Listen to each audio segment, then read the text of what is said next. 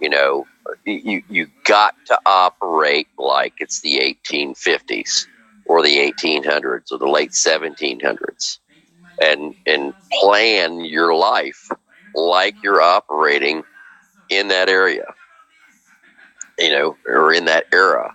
And I, recommend get a horse or get a mule, and I recommend if you're going to do it, have a team, have a pair of horses, a male and a female, so as that you can breed and have offspring from those horses. Because we're talking 2028 to 2032 is going to be the worst part.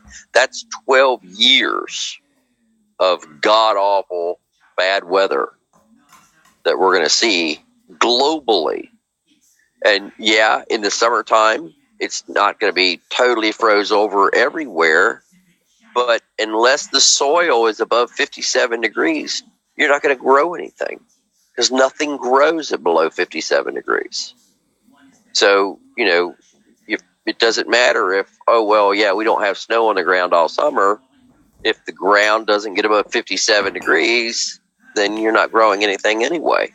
So it doesn't matter if it's 57 degrees for 3 weeks in the middle of summer. You're not going to grow anything in that 3 weeks.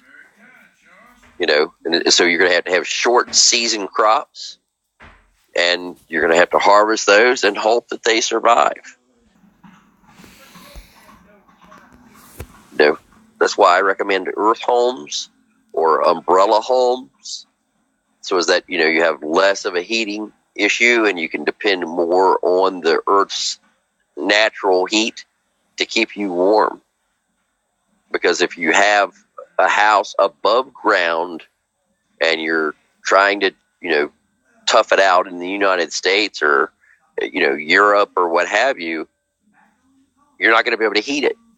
You will not have, you can't depend on electricity or natural gas or any of that. So, you got to have a wood stove, and you got to have a way to heat it. And you need go to an antique store and buy an old crosscut saw so you can cut your wood, get an axe or, whatever you need to do, but set your home up so as that you can heat it without electricity or without anybody else. Just act like everybody else in the world is dead and you can't depend upon them for anything else, because you don't want them to be coming to your house.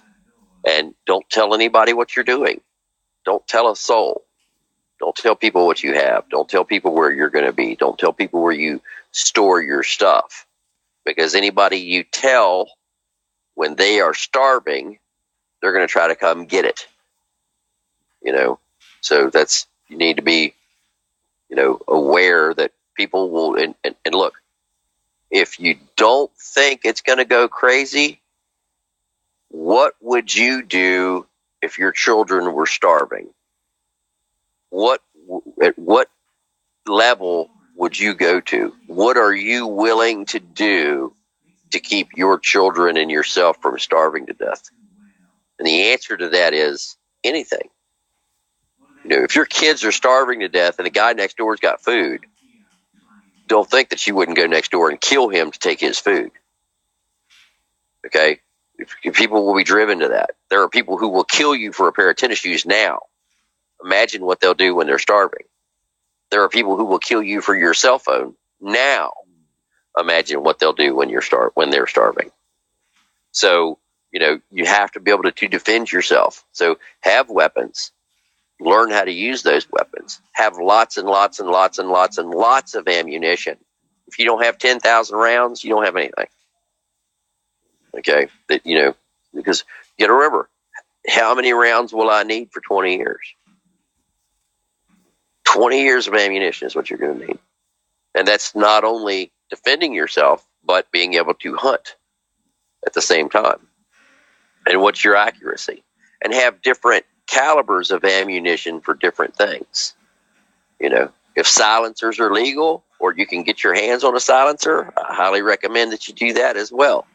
Because the last thing you want to do is have yourself some nice little place up on a ridge and a deer runs by or something, whatever you want to shoot it, and you shoot it, now you go bang, and everybody heard the bang, and now they think, oh, well, there's somebody up there with a gun. I bet you they got a house with food. Let's go see. And so you just set off a flare or an audible signal to let everybody know of your presence. So, crossbows, bow and arrows, spears, slingshots, guns with silencers on them, smaller caliber weapons, weapons that aren't supersonic, that aren't high-powered rifles that create a supersonic shockwave. So like a 243, you can't use with a silencer because the bullet itself is supersonic, and so you'll hear it. So you want subsonic ammunition. So there's a lot to it. And then there's also ammunition that you can get that doesn't have a flash when it goes off. So if you shoot at night, you don't give away your position.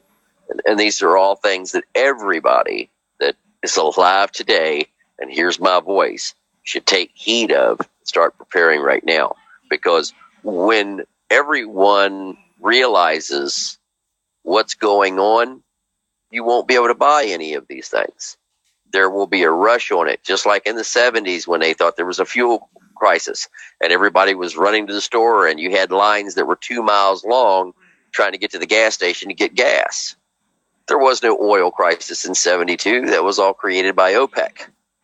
But, they claimed that they were running out of oil and it drove fuel prices up and everybody lined up to get fuel. There was rationing. It'll be the same thing again with food. They've already, people in Europe are fighting over food now. People in other countries are fighting over food. I mean, look at the fighting in Venezuela. In Venezuela, they're going to the zoo and killing zebras and eating them. Okay? They're eating the animals out of the zoo. How hungry do you have to be to go to the zoo for your lunch? What would you prefer, zebra or hippopotamus? Or hippopotamus. Right. Jeez. And when they only got 3 or 4 of them, how far is that going to go? So, and you need to learn how to salt your food and smoke your food so that you can store it. Because if you don't, it's going to rot on you. So you got to learn how to all those things as well. I mean, just get an old book from, old and forgotten ways. And we've got, a stack of them on the boat here, to study out of. And don't count on your computer.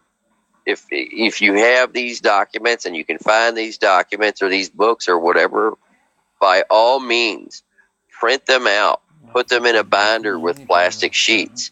Because when it hits the fan, you're not going to have a computer to use. You're not going to be able to get the power to run that. You're not going to have a computer screen. All that's going to be done. That's going to be gone. If it's not hard printed and protected, then it's gone. You've lost it. So don't, when you're stocking all this up, have books. And put it in something that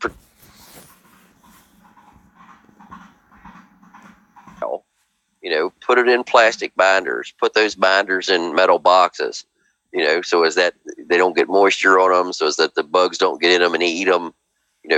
You've got to start now, because if you don't, it's going to be too late. This is not a thing that you can procrastinate, because if you procrastinate on this, the end result is you're going to be one of the first ones that's gone. So, and there's 2 mindsets to this. Okay. One is I'm young enough and I have children and I want to survive it and I want my children to survive it. Then the other mindset is, well, I'm old. I'm not going to make it through it anyway. So I'm going to party like it's 1999. Okay. And I have friends on both sides of that. I have friends that are older than me that just say, screw it. I'm not going to live through it. It's going to be too difficult for me. I'm too old now. So they're not preparing at all. They're just blowing their money right now because they know it's coming and there's nothing that they can do about it. Some of them are, investing in things, but they're not investing in their future. They're investing in things for their kids or, what have you, or they're buying land in other places for their children, or they're doing things for their children, but they already know that they're not going to survive this. And so they're not even trying to survive. And then you have people like myself and yourself and others that are, paying attention to what's going on, and they're preparing, and they're doing so, handsomely. There are people who have, the 10,000 rounds of ammunition and have, safes and safes and safes full of weapon systems and shipping containers full of food, and are building the underground facilities to be able to grow their own food and to be able to, take care of themselves and their families, and are, buying lithium battery banks and doing EMP protection on their systems and CME protection. There are people who are preparing. So, there will be people who survive, but the vast majority will not. And if you don't start preparing now, you will not survive it. There is no one that will survive this that does not prepare. That I can guarantee. Well, all right. Let's take a different topic real quick, and maybe a little bit lighter here. Doom is definitely dooming on the horizon. However, the good news is if you're prepared and if you can make it through, then my goodness, I mean, look at the opportunities. So yeah, let's look at the bright side. If there's anything left, if not, if any of the materials are still valuable, if the nuclear reactors haven't all gone full China syndrome and isotopes flying all over the world and plants falling apart and everything else, then you might have some fun times. You go get some clothes at the mall, pick out whatever ones you want, get a nice stereo system, find a generator, plug it into a solar panel. You got yourself some 8 tracks. You can figure it out, man. Well, yeah, but again, you're talking, 2032 to 2040 before that happens. So you're talking, 20 years from now. So, if you survive it, then you can come back north and resettle, or, go back south and resettle. But you're going to have to move, closer to the equator for the vast majority of the population. Unless they're very well set up, it would be difficult to survive in northern or southern latitudes. The closer to the equator you are, the better off you are. A friend of mine said, we should go to Hawaii. And I was like, why? You're going to be on an island that's going to be cut off. If you're not Hawaiian, good luck to you. I would rather be at sea and have access to the ocean, access to, seafood from the ocean, have access to water that we can desalinate or run through a desalination or make water from air,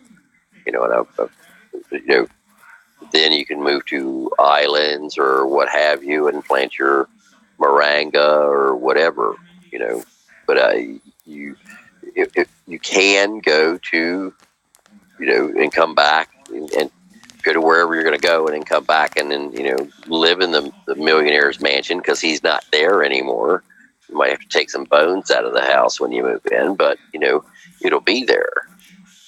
Most of the structures are not going to be destroyed by this. There will be damage because nobody will be maintaining them, for 12, 15, 20 years.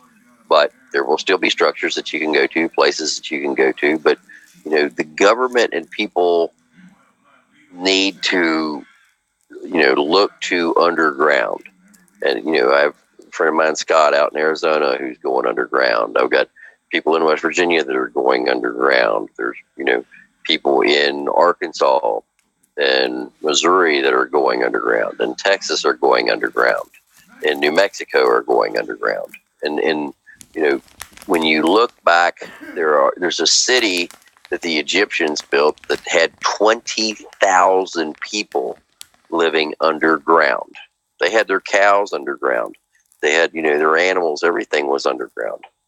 And that's what we're going to have to do, is to, go underground if you're not going to go to the equator.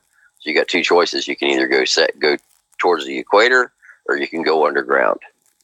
But anybody who is like in New York or, that type of latitude, anybody above 40 degrees latitude is not going to be able to heat their homes in the wintertime.